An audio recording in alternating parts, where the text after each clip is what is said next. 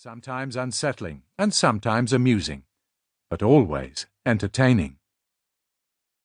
Today, though there are some notable exceptions, few crime writers write stories of the supernatural. Nonetheless, the genre remains extremely popular.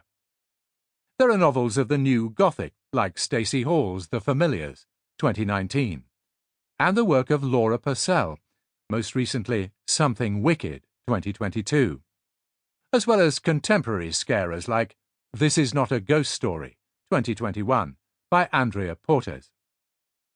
In London's West End, Danny Robbins' play 222, A Ghost Story, is entering its third season, while Stephen Mallatrat's 1987 adaptation of Susan Hill's The Woman in Black, 1983, is soon to mark its 35th anniversary. In the cinema, the supernatural is less common, but it is a staple of the streaming channels, and on the small screen, Mark Gatiss has successfully reimagined the BBC's 1970s series A Ghost Story for Christmas, while his fellow members of the League of Gentlemen, Reece Shearsmith and Steve Pemberton, pepper their award-winning anthology series Inside Number 9 with tropes of the supernatural and horror fiction. Welcome, then, to the 13 stories that comprise Ghosts from the Library. Here you will find ghosts aplenty, as well as a haunted house, courtesy of Sir Arthur Conan Doyle, a haunted, or is it haunting, dress, provided by Anthony Barclay. Christiana Brand tells a sinister story of a witch. There are lost stories by, among others, Daphne du Maurier, Josephine Tay, and Marjorie Allingham, as well as the horrific final case of Hugh Patrick's Lieutenant Timothy Trant, which foreshadows by more than 30 years one of the most infamous horror novels of all time. And as bonuses, we are reprinting a rare essay by G.K. Chesterton, and Dorothy L. Sayers provides an unusual coda to one of M.R. James's most famous tales. Now please, find a comfortable chair by a well-banked fire. Settle down to read.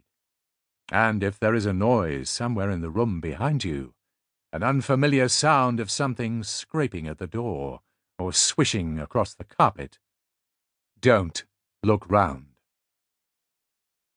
Tony Medawar, March 2022.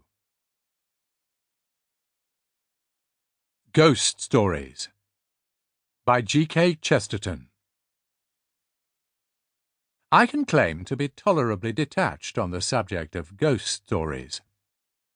I do not depend on them in any way, not even in the sordid professional way, in which I have at some periods depended upon murder stories. I do not much mind whether they are true or not. I am not, like a spiritualist, a man whose whole philosophy may be said to consist entirely of ghosts. But I am not like a materialist, a man whose whole philosophy is exploded and blasted and blown to pieces by the most feeble and timid intrusion of the most thin and third-rate ghost. I am quite ready to believe that a great number of ghosts were merely turnip ghosts, elaborately prepared to deceive the village idiot. But I am not at all certain that they succeeded even in that, and I suspect that their greatest successes were elsewhere. For it is my experience that the village idiot is very much less credulous than the town lunatic.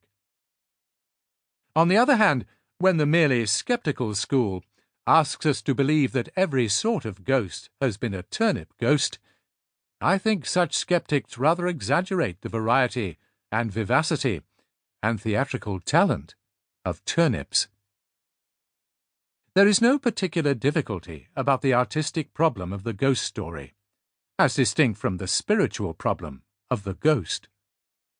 All that is required of this literary form, as of any other, is that it shall observe the laws and limits of its form. Nothing is more fatal, for instance, than mixing up the convention of the ghost story with the convention of the crime story. In the solid and profitable matter of murder, I do not hesitate to say that the artist must be a materialist. I do not say he must accept the dogma.